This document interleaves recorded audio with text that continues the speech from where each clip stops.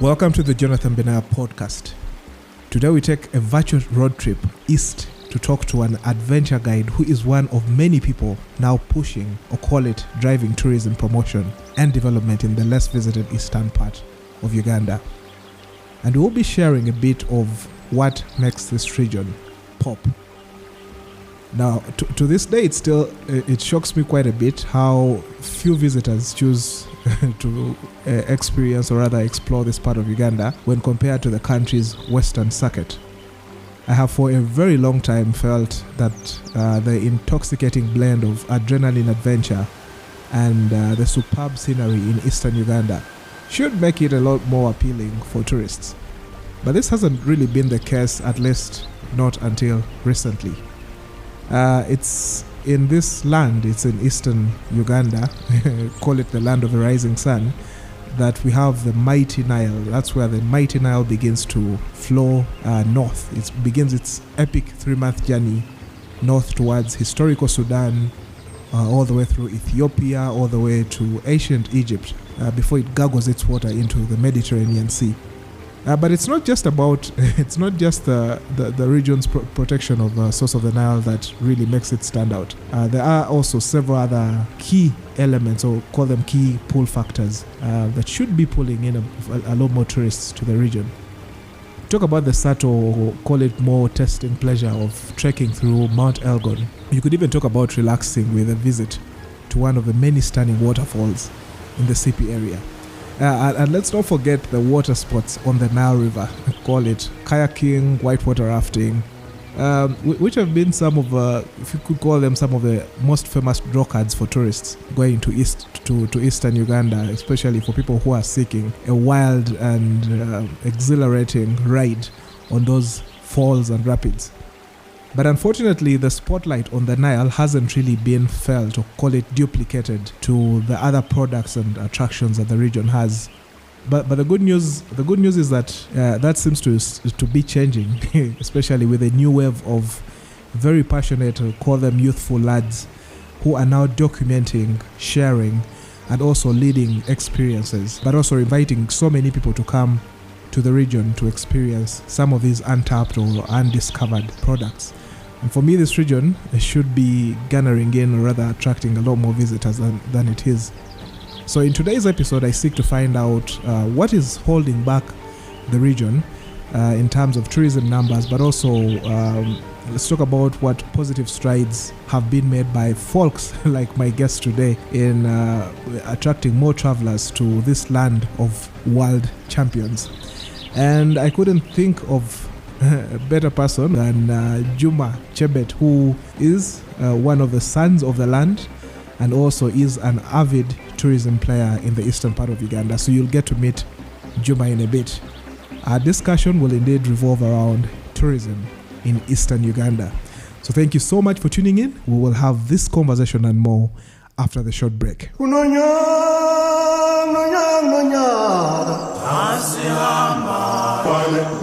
What's up, my beautiful people? Welcome to the Jonathan Benaya podcast, a show that is wild, very wild.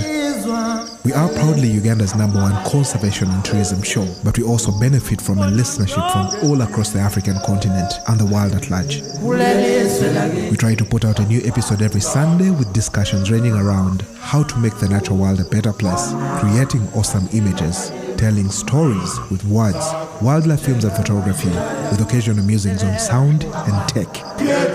If these topics fascinate you as much as they interest me, I promise you this podcast will have you in a spin. I do share a lot of my personal experiences, and from time to time, I'll have 1 or 2 guests on the podcast to have some very insightful discussions.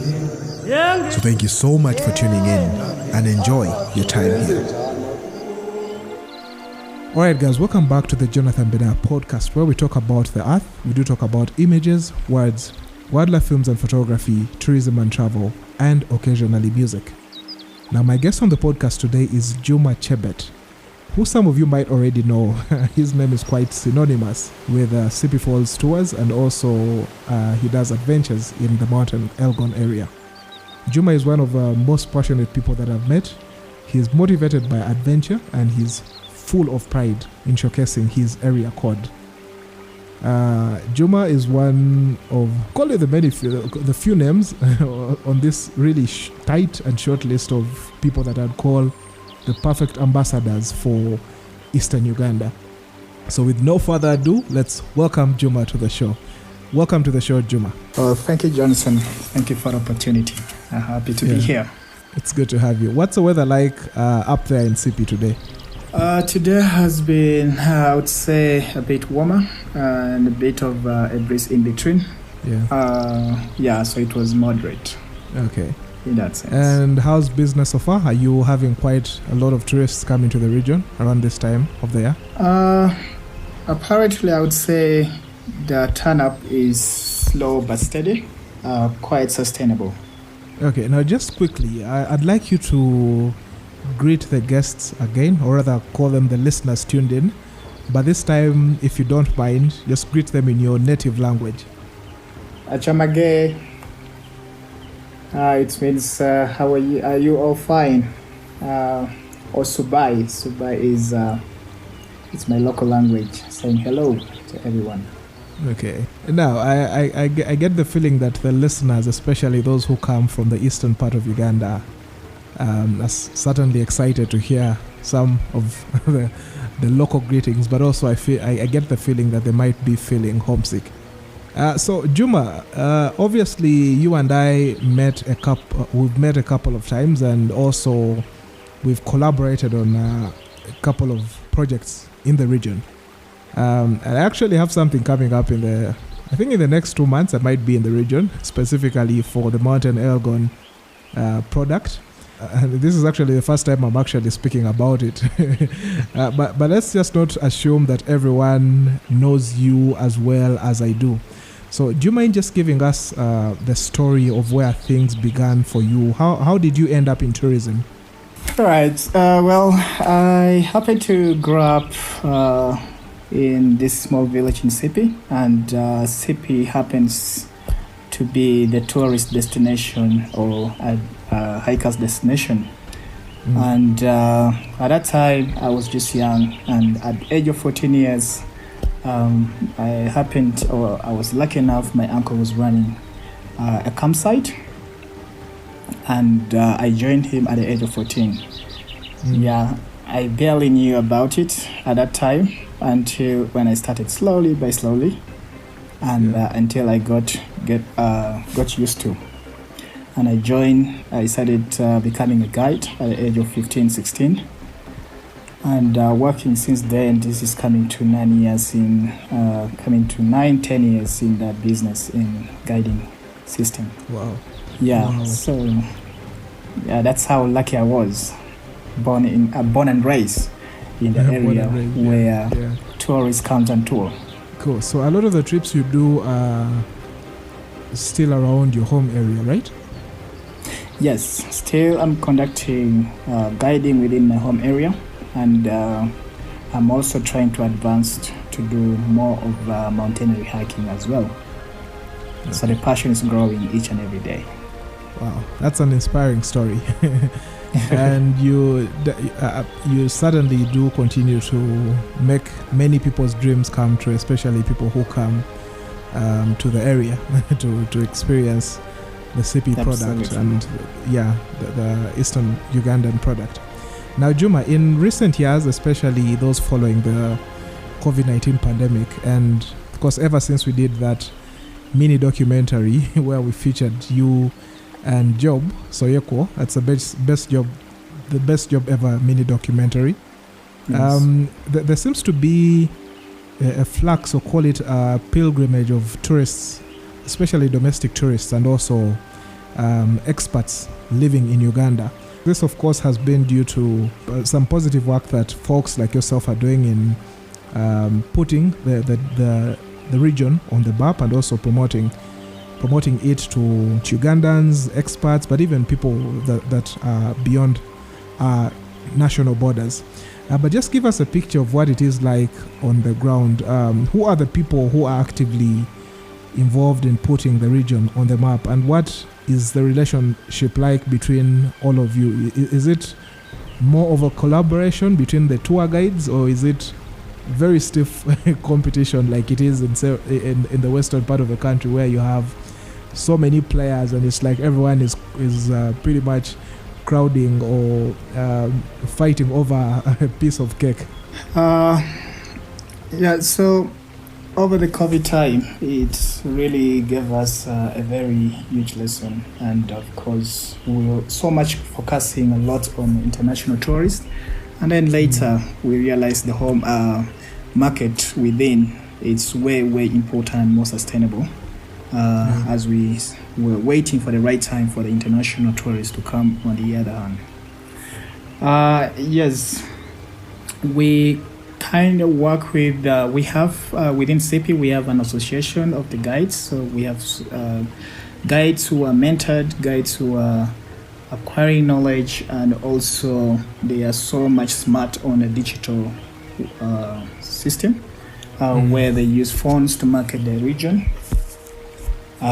posting different content and also talking about the region. So some of the guides, they get their clients within the online, so it's no longer the system, or the older system was about travelers using the books or travel books to read about the place, but they don't know where to go when they reach the place. But today it's about using the digital, using the Google map and everything. So whoever who is so smart or who is so good at the digital thing is able to put the content, and someone who is looking to come over to CP is able to find him either online or call him directly and say, hey, I'm staying somewhere, and please, I would like to have your service tomorrow for the hike.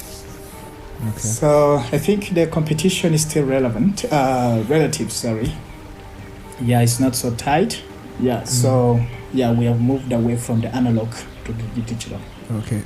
So let me also just get the structure of like the tourism players in the CP area.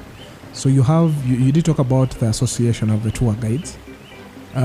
Do you also have tour companies in the region, and do you have any lodges as well?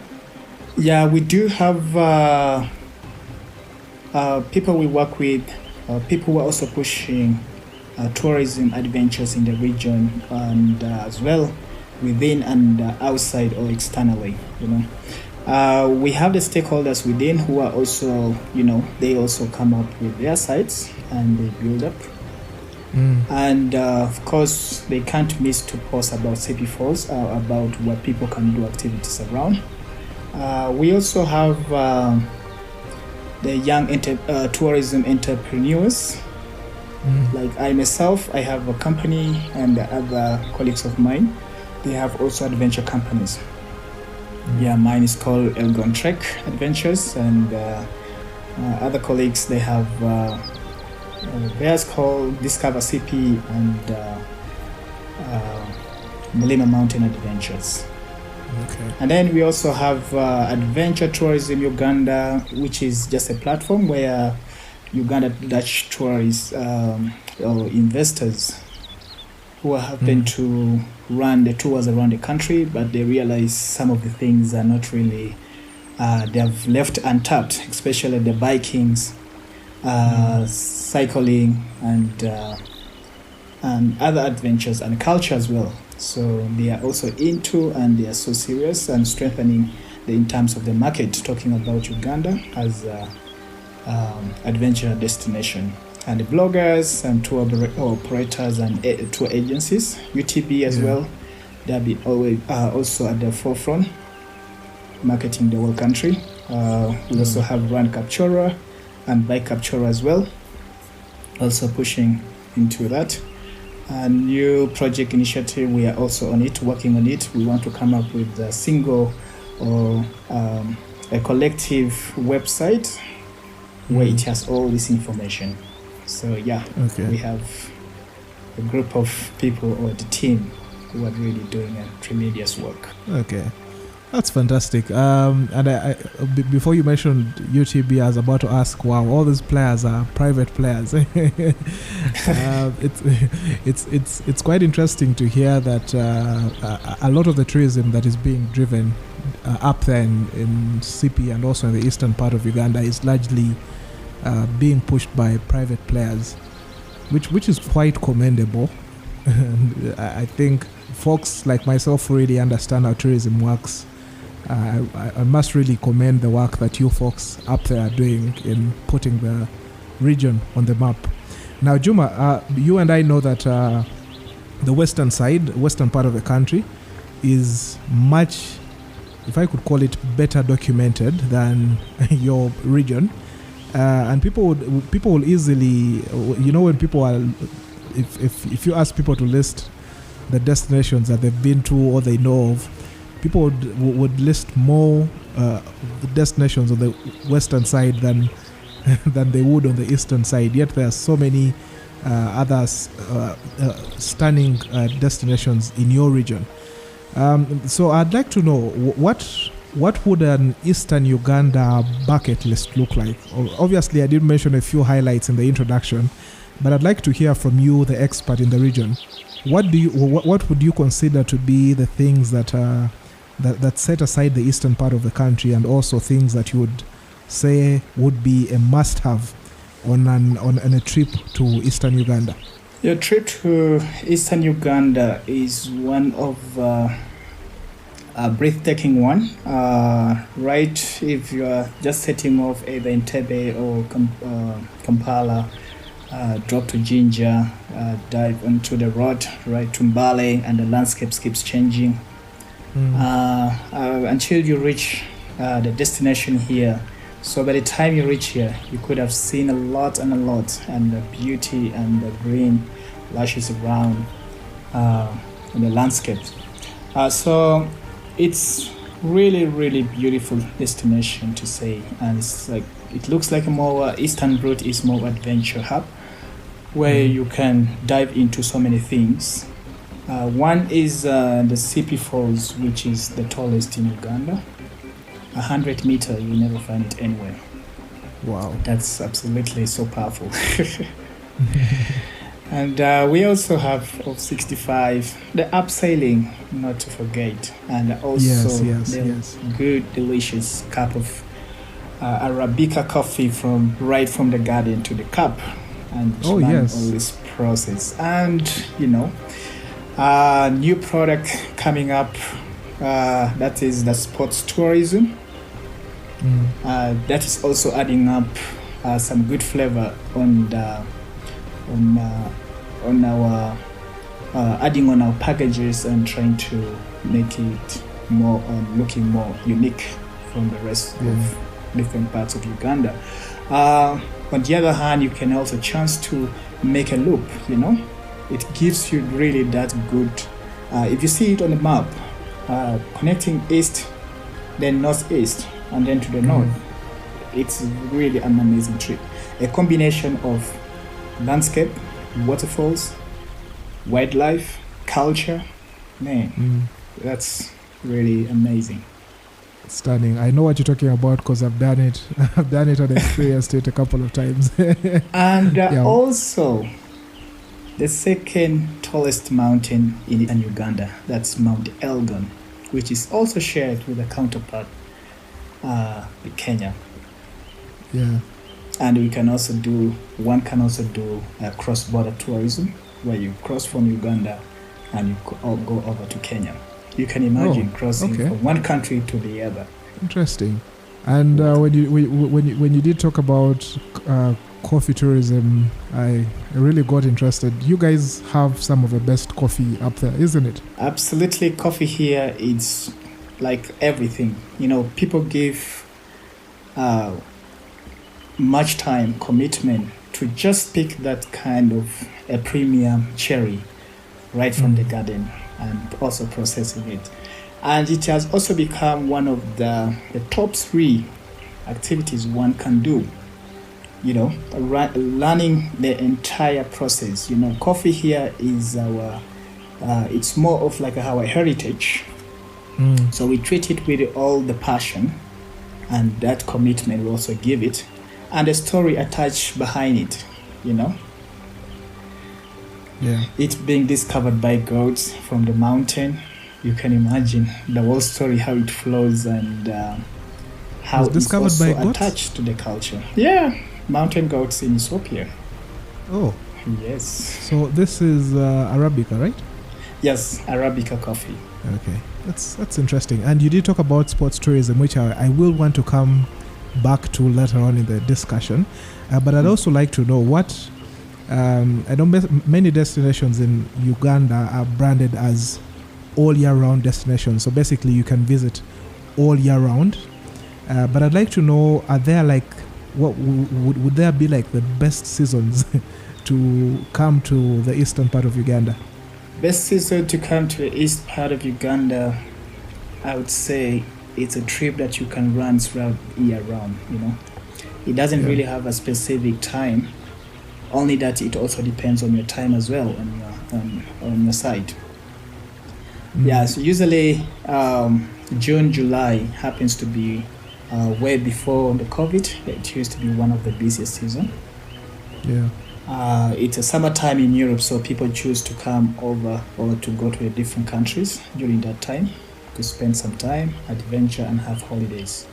Yeah, so June, July is usually is a good time, and also December. Sometimes towards the end of the year, people get break from work.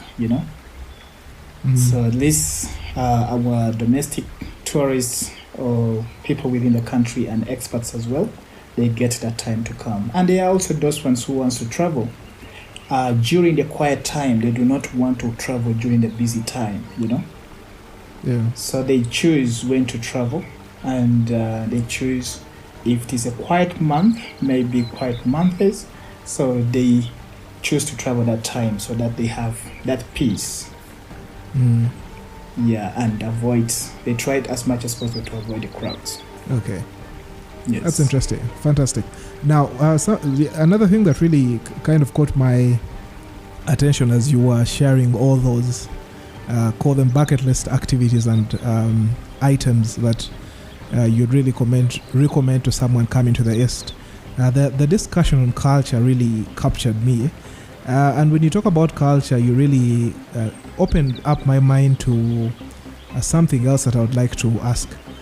What's your feeling on developing culture tourism? And I'm now asking this question in light of not just within the region, but the country at large. What are your feelings on the opportunities in developing a cultural form of tourism that now diversifies away from, if I could call it, the hardcore wilderness safari that leads towards the national parks and wildlife reserves? First of all, culture. Remember, we have quite a number of tribes within Uganda that have different customs, have a different way of life, beliefs, and so many other things within among these tribes. Yeah. Exploring Uganda and just following or just being specific into culture, you learn different stories. You learn the way of life of people, and you get to know what are the do's and don'ts, the taboos, the stories behind it, the story in terms of the moral upbringing, the lifestyle, And we also have tribes whose area had never been visited. We have one here in Mount Elgon. They are called Mosobishok. So we came up with the Mosobishok Trail because we wanted to bring this area into the market. So Mosobishok people, they are particularly known as the rebels. It's just a small group that are marginalized, and they're living along the Elgon, the forest boundaries, and they have lived there for over 40 years since they evicted them from the forest. We happened to explore the area, and we looked at the landscape, we looked at the culture. This area is still intact. It's an amazing spot for people to witness how intact or how authentic is their culture. Yeah. They're also part of the Kalenjin, part of our brothers, but the bigger group are living on the other side of Kenya. But for them, they happened when they evicted, so the other bigger group remained on the other side of the Kenyan side, and this one continued and they came and settled on the in the Elgon forest. So when they gazetted the park, so they had to evict them, and now they are living outside the park. Their culture is still amazing, and the houses is still in that authentic art, you know.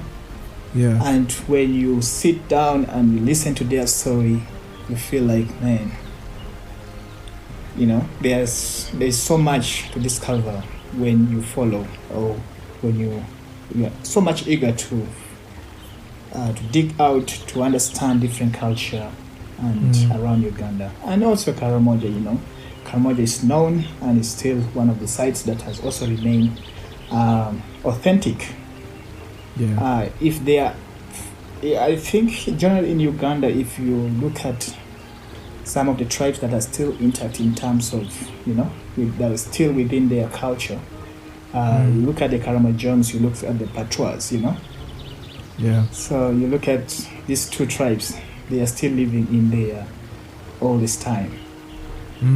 That gives you the sense and to understand the picturesque of, or the face of Uganda, or the face of Africa, you know. Yeah, so culture is something really, really very special. And it's also, if we strengthen that part and we start marketing culture as well, as a package,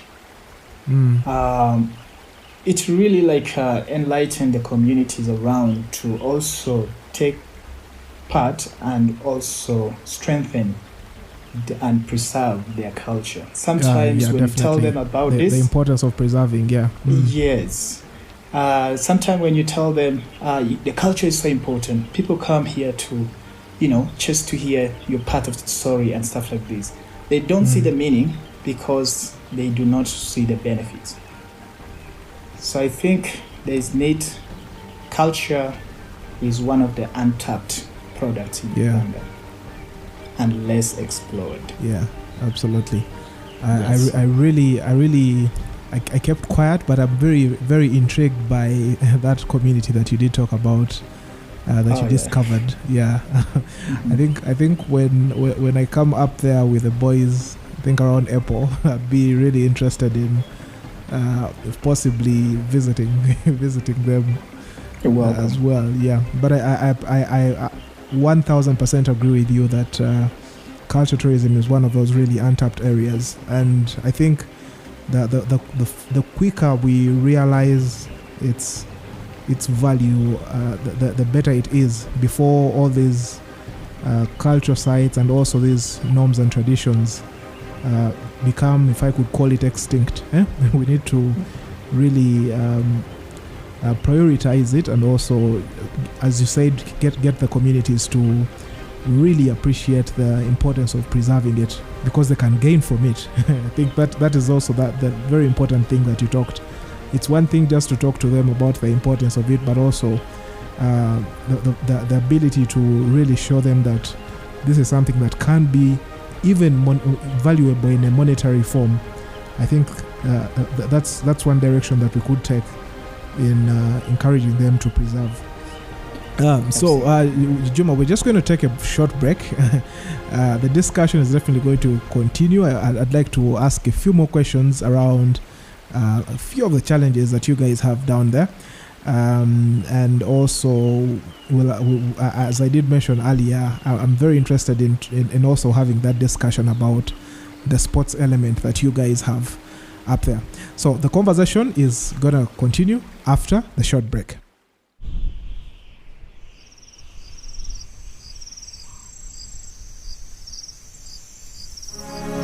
Perhaps you folks already know how much I love the eastern part of Uganda, but as I was flipping through some old hard drives this afternoon, I was awestruck yet again by the magnificence of this magical land, like it was when I first visited so many years ago. I called up a few friends who I knew had been there in the past to share what they thought of this best-kept secret, and here's what they had to say. When I think of the East, I think of transcendent artistry. When I think of the East, I think of wanderlust.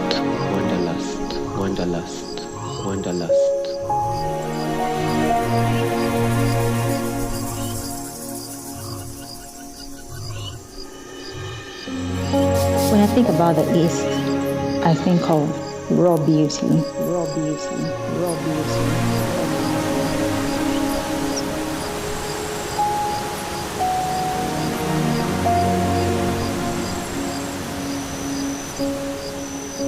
When I think about the East, I think of bliss, bliss, bliss. When I think about the East, I think of fascinating cultures.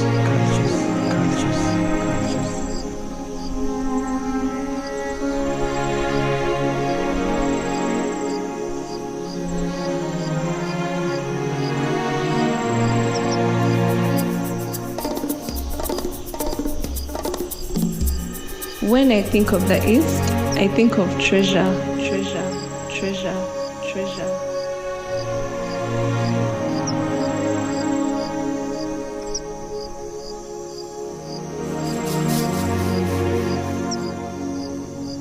And that, ladies and gentlemen, is a sneak peek into the land of the rising sun.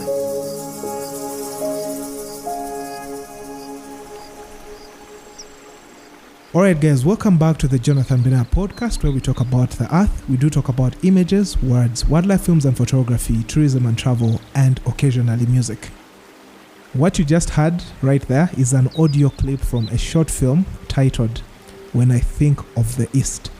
Now, a few weeks ago, I asked a few friends of mine especially friends who had been to the Eastern Uganda, I asked them to share with me voice notes of them describing what they feel, what they understand when they hear of the East. Now, when I talk about the East, I'm talking about the whole region, all the way from Jinja on the shores of the Nile River, through Sebe and Gishu land, where Juma is, and all the way towards northeastern Uganda, where you have the rugged plains of Karamoja, where a good friend of mine, Theo Voss, runs an amazing social enterprise. That's Karatunga. So my friends had some very incredible phrases and verbs to describe Eastern Uganda. One of them called it transcendent artistry. I think you also had someone was referring to it as a wanderlust region. Someone called it raw beauty, called it bliss. Of course, there was a mention of the fascinating cultures, which Juma and I have already tapped on just before the break. Someone else also talked about treasure. Their explanation was whenever they go towards the eastern part of Uganda, they feel like they are out to discover a new experience. It's more like a treasure hunt. And I can't agree anymore, or rather I can't agree enough with the phrases that they shared. And I feel like the list of superlatives could go on and on to describe how stunning and how amazing and how untapped the eastern part of the country is. But I think I'll leave a link in the podcast notes, so call it podcast description, for those that would like to watch the video version of that audio clip that you just listened to. But let's pick up on the discussion from where we left off. And I'd like to ask Juma, many people who I speak to that have been to the eastern part of Uganda, of course, they mostly talk about good things. They shower the region with praises, and most of them are really surprised when they come down there, because the beauty that they see is what they didn't expect. But I also get the feeling that things aren't rosy, or they're not entirely perfect. So let me also get a picture of what you feel, what you'd consider, if I could call them challenges, or things that are really holding the region back from actively competing in tourism when compared to other regions in the country, especially on the western part of the country. What would you feel like are the things that are holding the region back in tourism? Few challenges that we have as a region apparently is still, before it was the road that was a bit a challenge, where someone has to travel all the way from Kampala coming to Sipi with full of potholes, and also some of the areas was not tarmac, but today it has also been worked on. And also the other challenge is we haven't yet documented well, our information, the information that we have is still scattered or it's still in pieces, but we have not yet put them into as a flow of information. So we still have a problem with the information, and also we have also not packaged well our products as well, so we are still discovering more areas, creating more content, and all in all we are short of the better gadgets to put to bring this image into the reality. The other thing is also there used to be a challenge with the guides as well, whereby they were not really probably doing the right thing or working in a smart way. So, and they weren't really giving enough information. Compared to today, they are more like we have passed through the trainings and so on. So, I think with time to come, we shall overcome that challenge. So do you feel like these are problems that you, especially those that you've mentioned, that you feel, especially like the issue of like documenting tourism offerings of the region, do you feel like these are problems that you can find solutions to? Yeah, the solution to the challenges, I think one of the solution, a continued solution, which is a long-term goal, is a continuous capacity building, continuous capacity building among the guides. And well, in the near future, we hope we can also collaborate like with you, Jonathan, to also help us guide us on what to do in terms of the content creation, and also what gadgets do we need on the ground. The other thing, it's also the continued sensitizing the community. Of course, not all the places people are more, or they know tourism. Of course, they feel majority or among the population around, they feel like maybe it's only meant for the few people who should benefit from tourism. But with the sensitization and also empowering them with the knowledge and skills on what to do and what services to offer, so that at the end of the day, we reduce on the issue of begging, and they concentrate on what to offer to the tourists, so that they earn from it, and in the long run, their livelihood gets improving slowly by slowly. And the whole region develops. Capacity building, packaging and mapping, marketing as well. We still have a shot on that. Of course, as you said, we have also other actors who are also pushing on with pushing adventure tourism, but still adventure tourism is still tour operators are still kinda, they're still debating whether they should push it. What do I gain from it? If I push gorillas, at least I can get enough, or I can fetch some more from the gorilla than adventure. Adventure is still one of the words that is still not yet mastered well. Likewise to the culture as well. Interesting. Now, Juma, the region is known to birth many of Uganda's most decorated sportsmen. You can talk about people like the multi-world champion Joshua Cheptegei. I'd like to know, how is tourism forming, or rather taking shape around the incredible stories of these runners, and what is the mood like in the region to have such, if I could call them superhumans, living just next door, or even being your own brothers? What does it feel like for you to produce these assets for the country? But also, how is tourism? How are we, if I could call it, merging tourism with the fantastic story that the runners have, but also the incredible destinations, and also the incredible activities that people can do in the region? So, with a very good weather and good landscape for training. Yeah, there's one famous place in Kenya called Eastern Camp, where most of the runners or international runners that have mastered or they have known this region for basically for running, especially the like of Kipchoge, they have sold this area, and people really most of the runners go there to train. And now that our side or the time has also come on this other side of the hills or this mountain as Mount Elgon, it has quite an equal landscape with that of the Eastern. And we have so far received people now, after the like of Joshua Kiplimo, Peru is performing so well at the international level. And also the young runners who are also upcoming as well. Yeah, so we have more on stock, and more are still underway. So as the other first one will retire, the new ones will come on it. So there is a good weather. There is the local food they eat. It's so fresh. I was about to ask, what are you feeding them? So the local food they eat is so fresh, right from the garden, and they prepare. They either boil and they just eat.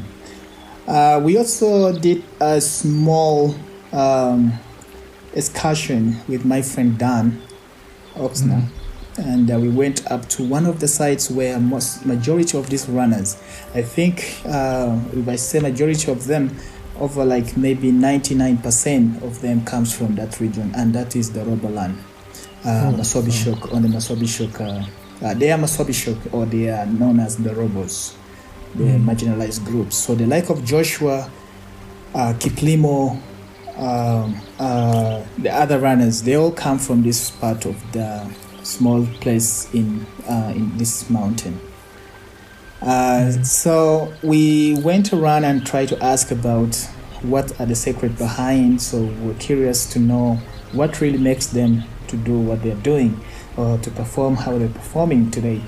And we, out of what we researched or the feedback we were getting from the locals there, it was only it was within the food. It was within the food, and it was also the landscape and the good air around, the tropical air, Yeah. Very fresh, and also about it's about the personality as well. So I think so far what they have done and portrayed as a country, at the international level in different destinations. So I am sure within, as the high altitude training center is almost commencing, or it's underway, almost getting done.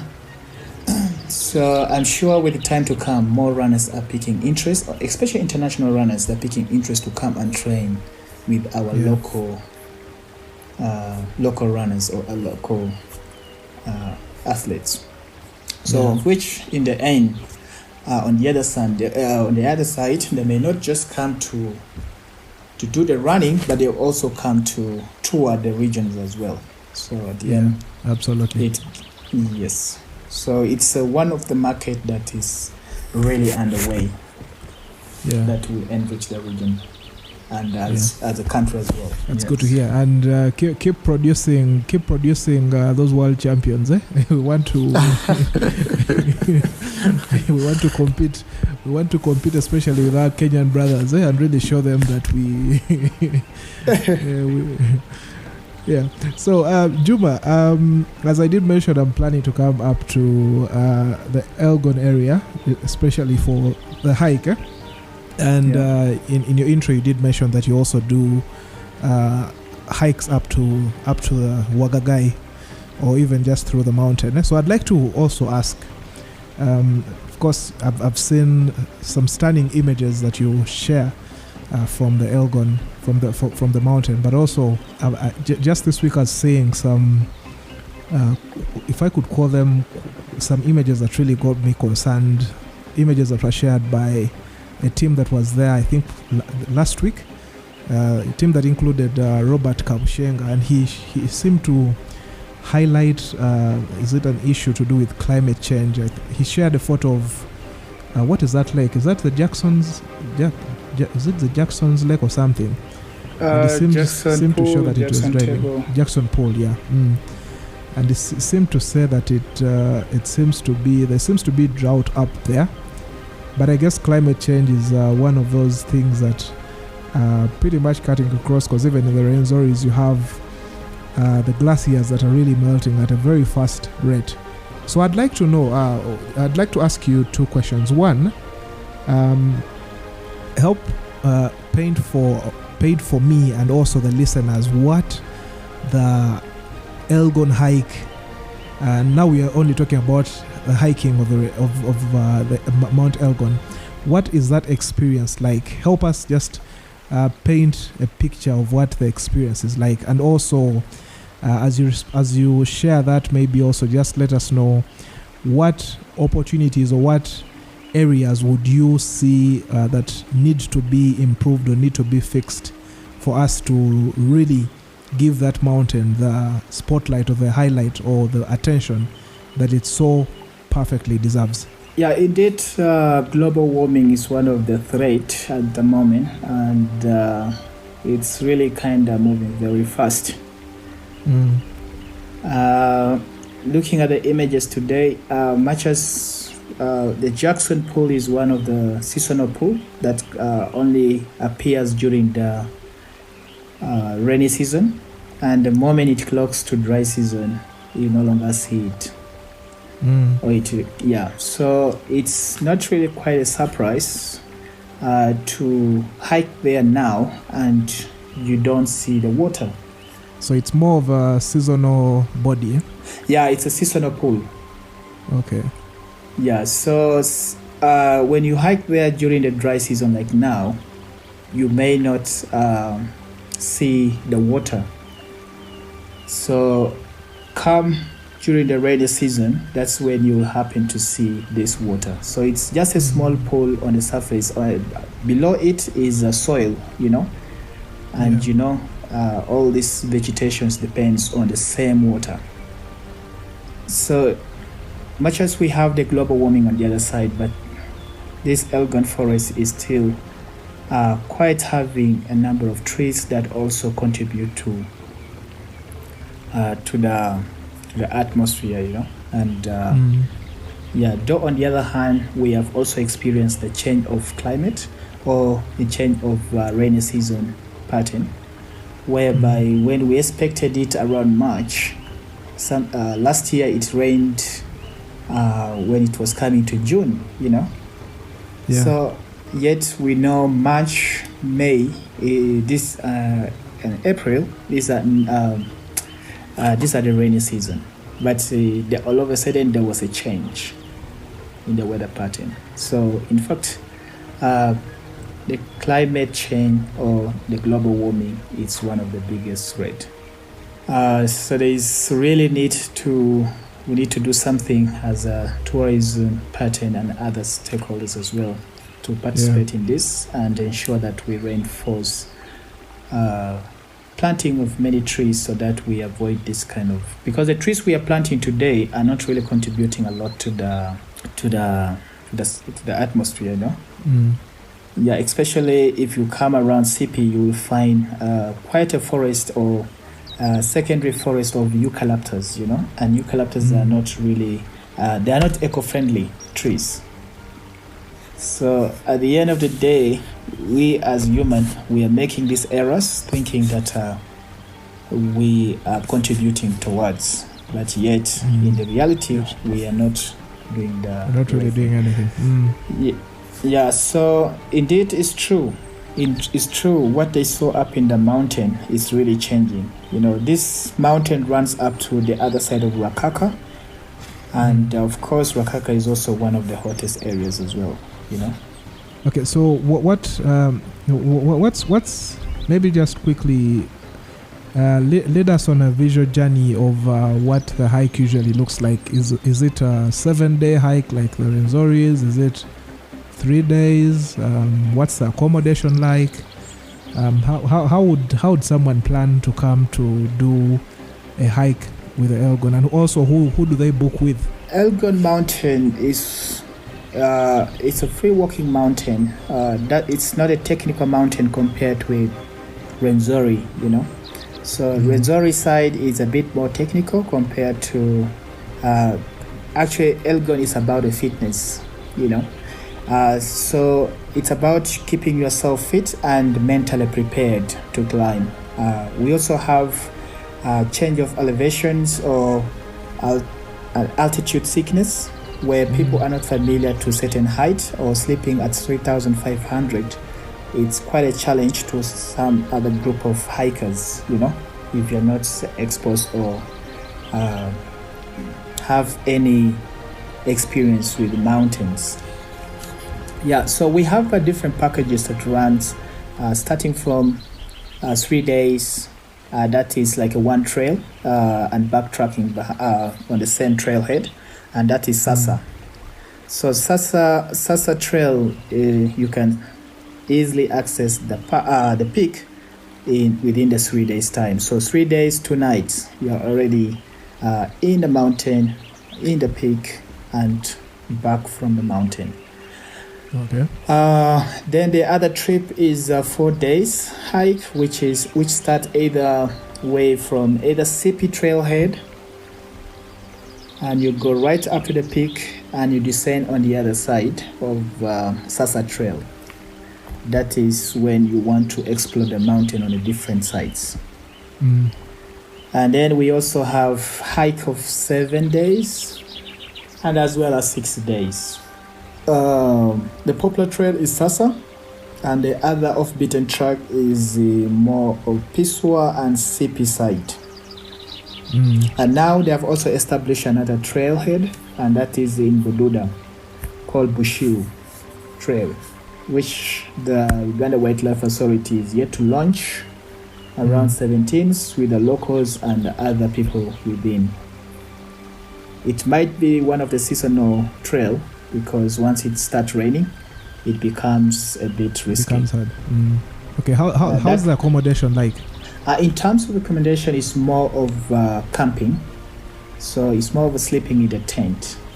And we have only one trekker's hut where people pitch their tents inside and accommodates like less than 4 or 5 tents.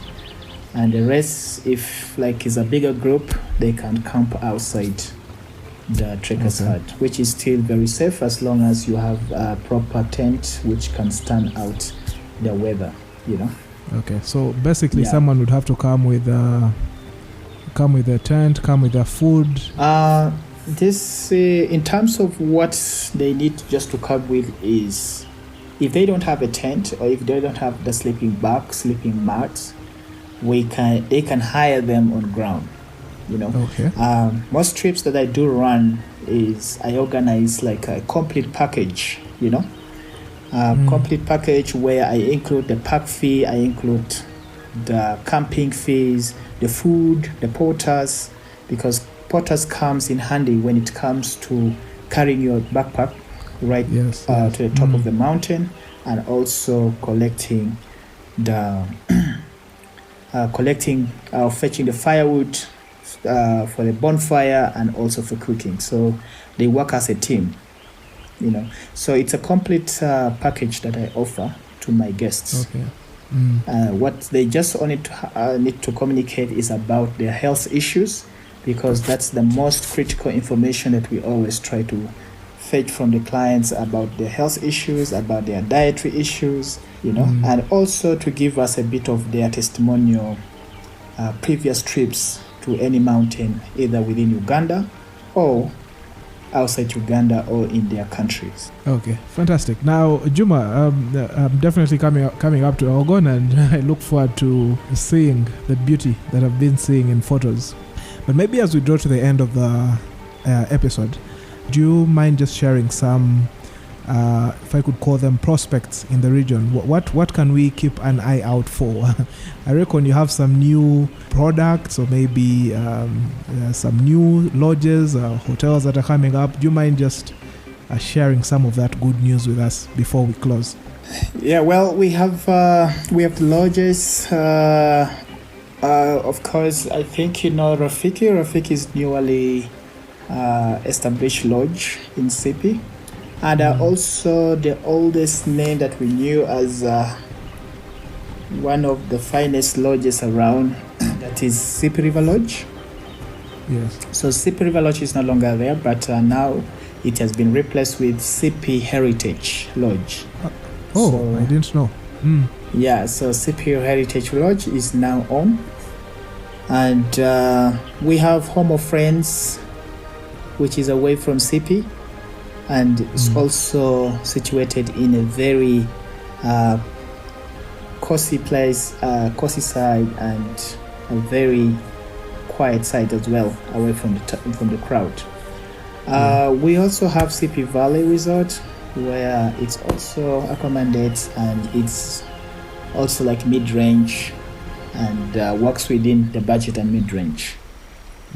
Lakam Lodge, collaborating with the Endiro Cafe, it's also in Sipi. Yeah.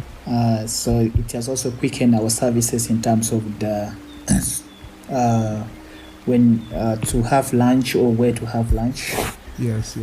And also have accommodation around there. And we're also trying to establish more trails as well. We are not just only focusing within Sipi. We're also looking at trails outside Sipi. We have also gone far to Queen District. It also has its own uniqueness. So we're also establishing new trails outside. That's one trail that we have already established is called Masobishok Trail, or you can call it the Robo Trail. Yeah, it's in a place or a village called Bennett. Okay. It's totally off beaten track. We're also looking at something where people can also engage for, like, we're now aiming at long stay clients, not just for like 1 day or 2 days. So we want to ensure that we package something that someone can engage in for even for a week or 14 days or 20 days with us. And we want to run our tours right towards, now the road is okay, from Kapchora to Swam border. We can now also see what we can do either in other districts ahead, the Bukwa, Queen, and also the lower belt of Kapchora. Yeah. Pian is also there. It's also gaining status slowly. So most probably in the time to come, it will be like a gateway, you know. You come from Moroto, come to Pian, and come to Sipi, and you head down to Kampala. So, and so more trails are being mapped, established. So that's, you know, when people come, or when we have also the returnees, they don't just come to see the same thing. And then we also have the Kapkwai Exploration Center, where it's also adjacent to Sipi, where one can also go and explore the park within the forest, and you can also spot some unique birds, tropical birds, I say, and tree species, and quite a number of activities that can be done. And also try to organize the group of the cultural performers, where they will be performing whenever we have the guests coming from Kampala visiting us, and they're into, or they want to know about us. There's a Bay people from Kapchora. Yeah. Kapchora means home of friends, by the way. Yeah. You told me the last time we were there. and indeed you feel hospitality when you're up there. It's not just in the name. Yeah. Cool. Now, Juma, we've made it all the way to the end of the episode, but before I let you go, usually I'll roll out the red carpet in case you have any last remarks, or call them parting thoughts. This would be the best time to share those, but also you can also share details of maybe how people can keep tabs with you, and also maybe contact details as well at this point in the podcast. Yeah, my remarks about the Eastern Route, man, it's I encourage everyone to think twice, you know, not even to think twice, to think once about this Eastern Route from Kampala, Jinja, enjoy Mbale, enjoy Sipi. And this is a hiker's destination, and as well as the runner's paradise. Fantastic. How can people keep tabs with you? Are you on social media? Are you on any platforms that people can check and follow you? Right, I have, you can follow me on the social media on Instagram as Elgon Trek, and also my own personal account, Juma Chebet. It's also right there. On Facebook, we are also in there as Elgon Trek Adventures. We're also on find us on Google Map. We're also there.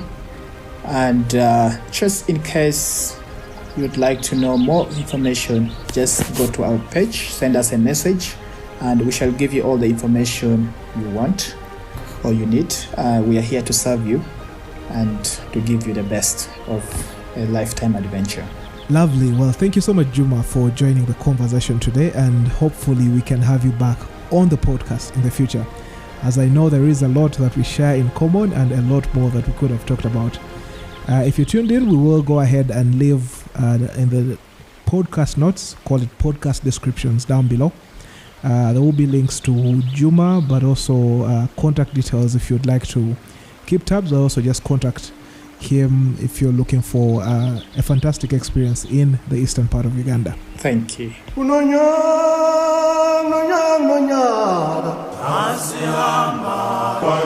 So yes, guys, that's going to be it for today. I hope you enjoyed this fantastic episode as much as I did.